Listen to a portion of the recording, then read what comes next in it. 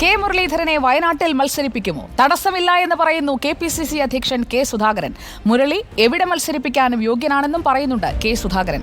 വയനാട് രാഹുൽ ഗാന്ധി ഒഴിയുമോ? അതാണ് അറിയേണ്ടത്. അതിൽ തീരുമാനമെടുക്കേണ്ടത് രാഹുൽ ഗാന്ധിയാണ് എന്നും പറയുന്നുണ്ട് കെ സുധാകരൻ. കെ മുരളീധരൻ രാഷ്ട്രീയ രംഗത്ത് സജീവമായി ഉണ്ടാകുമെന്ന് MK രാഘവനും പ്രതികരിച്ചു. എല്ലാത്തിനും ഫിറ്റാണ് അദ്ദേഹം. He is fit for every post. We proud of mister Muraleedharan. ഏത് പോസ്റ്റ് കൊടുത്താലും മുരളി ആ പോസ്റ്റ് ഭംഗിയായി കൊണ്ടു നടക്കും, ഞങ്ങളെ വിശ്വാസമാണ്. അതും കൊടുക്കും വേണ്ടി വന്നാൽ ഒരു തർക്കവും ഇല്ല. എന്താ മുരളിക്ക് KPCC പ്രസിഡന്റ് ആയിക്കൂടെ? നേരത്തെ ആയിട്ടില്ലേ? അതിലൊന്നും തർക്കമൊന്നുമില്ല. അതിനൊന്നും സുധാകരൻ ഹാങ്ങിയില്ല ഒരിക്കലും. വയനാട് എന്തെങ്കിലും പറയാതെ അവിടെ അദ്ദേഹത്തിൻ്റെ തീരുമാനം വരാതെ അതൊന്ന് ആലോചിക്കാൻ പറ്റുമോ? രാഹുൽ ഗാന്ധിൻ്റെ തീരുമാനം വരണ്ടേ? അതിനെ രക്ഷയില്ല, അല്ല തീരുമാനിക്കാൻ പറ്റുള്ളൂ. ഒരു കുഴപ്പമില്ല. മുരളി കേരളത്തിലെ കോൺഗ്രസ് നേതാവാണ്. പരാജയ കാര്യങ്ങൾ പാർട്ടി അവിടെ പരിശോധിക്കും, ഉചിതമായ നടപടി സ്വീകരിക്കും.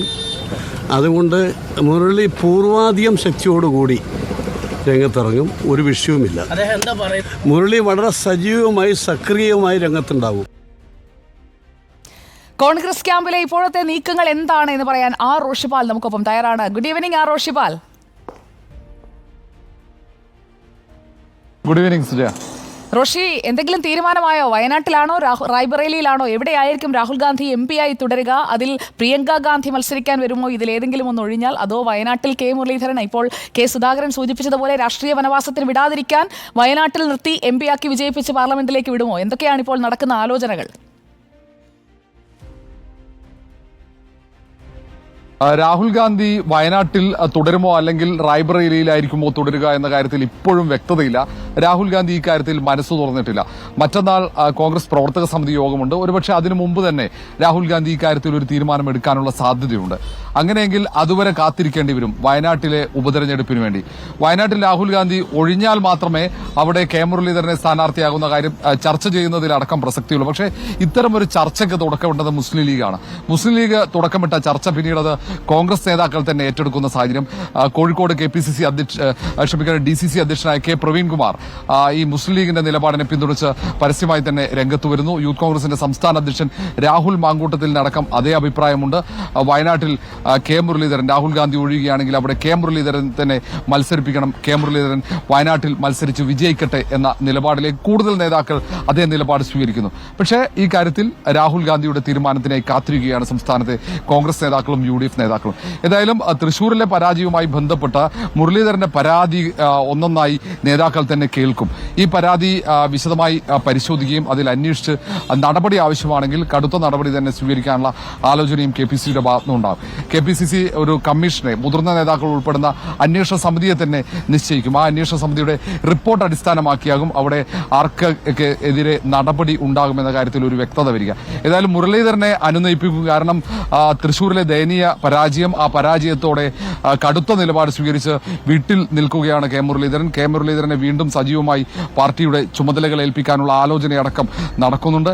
പലതരത്തിലുള്ള അഭ്യൂഹങ്ങൾ കോൺഗ്രസിനകത്ത് ഉയരുന്നു. പക്ഷേ അതിലൊന്നും ഒരു വ്യക്തതയില്ല. അത്തരത്തിലുള്ള ഒരു ചർച്ചകളും ഔദ്യോഗികമായി ഇതുവരെ നടന്നില്ല. കാരണം കോൺഗ്രസ് ദേശീയ നേതൃത്വം ഹൈക്കമാൻഡ് അനുമതിയോടെ മാത്രമേ എന്ത് തീരുമാനം, അത് മുരളീധരന് പാർട്ടിയിൽ പ്രധാനപ്പെട്ട എന്തെങ്കിലും ചുമതല ഏൽപ്പിക്കുകയാണെങ്കിൽ തന്നെ അങ്ങനെയേ ഉണ്ടാവുകയുള്ളൂ.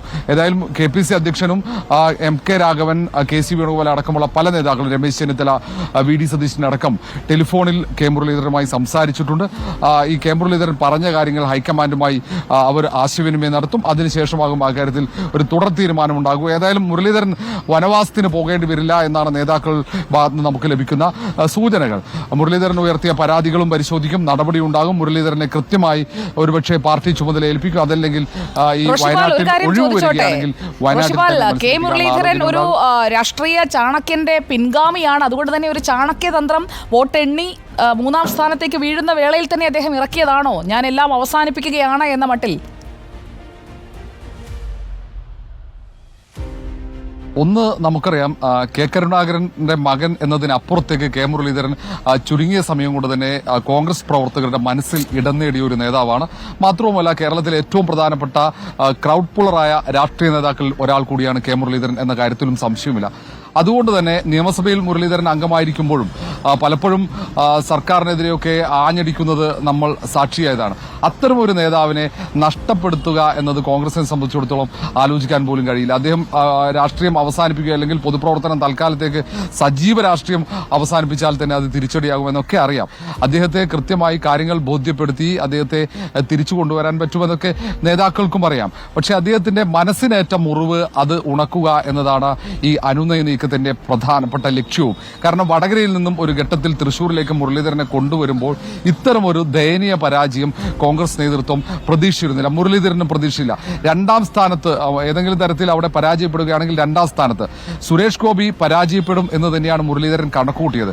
അവിടെ പാർട്ടിയിൽ പ്രാദേശികമായി ചില പ്രശ്നങ്ങളുണ്ടായിരുന്നു. ഈ കാര്യം മുരളീധരൻ നേതൃത്വത്തെ അറിയിച്ചിരുന്നു.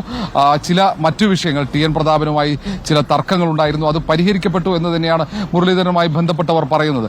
പക്ഷേ ഗൌരവത്തിൽ അവിടെ ജില്ലാ നേതൃത്വമോ അല്ലെങ്കിൽ പ്രാദേശിക കോൺഗ്രസ് നേതൃത്വമോ തെരഞ്ഞെടുപ്പിനെ കണ്ടില്ല എന്നൊരു ആക്ഷേപവും പരാതിയും നിലനിൽക്കുന്നുണ്ട്. ഏതായാലും മുരളീധരൻ അതുകൊണ്ട് തന്നെ പരസ്യമായി ഒരു വൈകാരികമായ ഒരു പ്രതികരണം നടത്തി എന്ന രീതിയിൽ തന്നെയാണ് നേതൃത്വം കാണുന്നത്. അതിനപ്പുറത്തേക്ക് ഏറ്റവും പക്വതയുള്ള ഒരു നേതാവായി KPCC അധ്യക്ഷനായി മുരളീധരൻ പ്രവർത്തിച്ചപ്പോൾ നമുക്കറിയാം ഏറ്റവും മികച്ച KPCC അധ്യക്ഷൻ എന്ന പേര് ലഭിച്ച ഒരാൾ കൂടിയാണ് മുരളീധരൻ. മുരളീധരൻ എന്ന മികച്ച നേതാവിന് അടുത്തതായി എന്താണ് അദ്ദേഹത്തിന്റെ രാഷ്ട്രീയ ഭാവി എന്താണ് എന്ന ആകാംക്ഷ രാഷ്ട്രീയ കേരളം ഒന്നാകെ ഉയർത്തുന്ന ചോദ്യമാണ്. അതിനുള്ള ഉത്തരത്തിനായി നമുക്ക് കാത്തിരിക്കാം. Thank you. ആർ റോഷിപാലാണ് കോൺഗ്രസ് ക്യാമ്പിലെ നിലവിലുള്ള ചർച്ചകൾ സംബന്ധിച്ചുള്ള ലേറ്റസ്റ്റ് അപ്ഡേറ്റ് നമുക്ക് നൽകിയത്.